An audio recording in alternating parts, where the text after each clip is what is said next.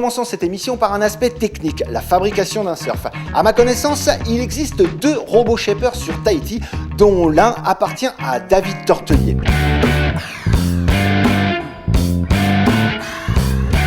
David n'appartient pas à la catégorie des nostalgiques façon « Oh, c'était mieux avant ». Non, lui, il a choisi d'évoluer avec le temps. Bien sûr, cela demande des sacrifices financiers, mais apparemment, le jeu en vaut son pain-de-mousse. À l'aide d'un ordinateur, d'un programme adapté au dessin et aux commandes numériques d'une machine, il est résolument un shaper moderne. Présentation avant là, et après. Là, c'est la salle de shape. C'est là qu'on sculpte les planches avec un rabot pour dégrossir les volumes sur les fins de mousse. Et puis après, plein d'outils de tracé, de ponçage, de meulage, de finition. Une salle de shape classique. Maintenant, voici la salle de shape des temps modernes. Voilà la machine. Voilà, une machine à commande numérique CNC qui permet à partir d'un logiciel bien abouti, de pouvoir dessiner des planches et de les sortir très précisément sur un pain de mousse classique avant que ça passe à la finition, 10 minutes de finition, 5-10 minutes de finition à la main. Et puis après, toutes les étapes suivantes, le glaçage, le ponçage, qui eux sont toujours les mêmes étapes, qui ne bougent pas. Le principe de ce type de machine est ultra simple. Le pain de mousse est maintenu à l'aide de ventouses sur un rack mécanique. Ce rack se déplace d'avant en arrière et représente l'axe des X. Le rabot est en fait un disque abrasif qui lui bouge selon 2 axes. L'axe des Y, cet axe représente le mouvement sur la largeur de la planche d'un rail à l'autre. Et enfin, l'axe des Z, qui lui se déplace de haut en bas.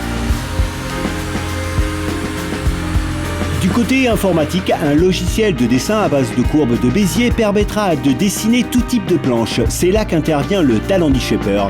Car il ne suffit pas d'avoir une machine pour réaliser une bonne planche. Faut-il encore avoir de bonnes mesures? Sinon, la machine réalisera une saucisse en langage de shaper. Ce qu'il y a de très intéressant dans cette évolution, c'est qu'avec l'accord d'un grand shaper, il est possible de reproduire à l'identique l'un de ses shapes. Si tout se passait bien d'ici à peu près 1 an, on pourrait être en réseau. Donc tous les mecs qui ont cette machine pourraient être en réseau et après, selon les volontés des uns et des autres, acheter des fichiers ou se les donner si jamais on veut faire que de la communication, d'image, pour pouvoir importer, exporter des planches sans passer par le trade. La machine ne remplace donc pas le talent des shapers qui ont d'ailleurs, grâce à cette technique, de beaux jours devant eux. Quand j'admets la machine et que je fais go, le curseur il fait il suit tout ça, il prend toutes les passes, et après il finit par les rails, il fait l'autre côté, quand c'est bon. Ok David, on a à peu près compris le principe. Maintenant, on veut voir une démo.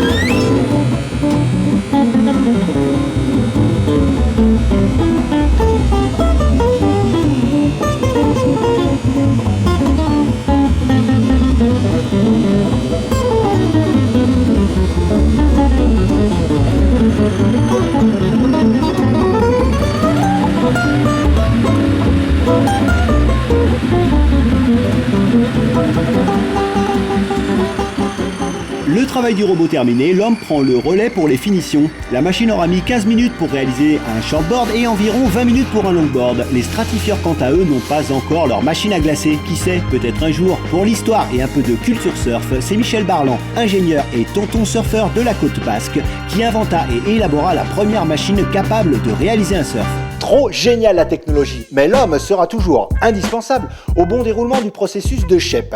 Maintenant, de la vallée de Tiperui, nous nous dirigeons vers Taupo. La session du 15 décembre 2006 avec Ira et Michel. Le jour suivant, la plus grosse session de Towin avec la fameuse vague de Remana von Bastoler tractée par un jet ski. Hello boys! On sait pas du tout qu'il y aurait des vagues ici à Taupo, surtout cette saison-là. Et voilà, il y a la houle qui est arrivée comme par hasard et ça tombait bien vu qu'on venait d'arriver avec Ira.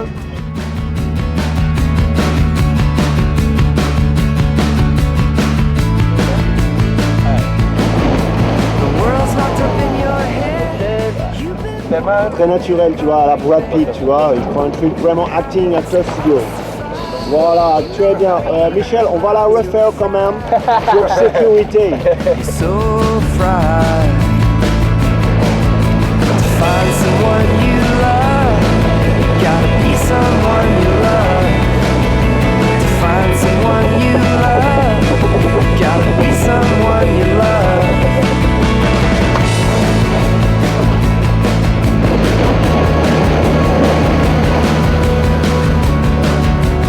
Ok Sisters and Brothers, c'est la fin de ce numéro de Pure Vibes. Alors si vous avez bien vibré, retrouvez-nous prochainement sur www.tahiti.tv. Ciao, bye Sisters and Brothers.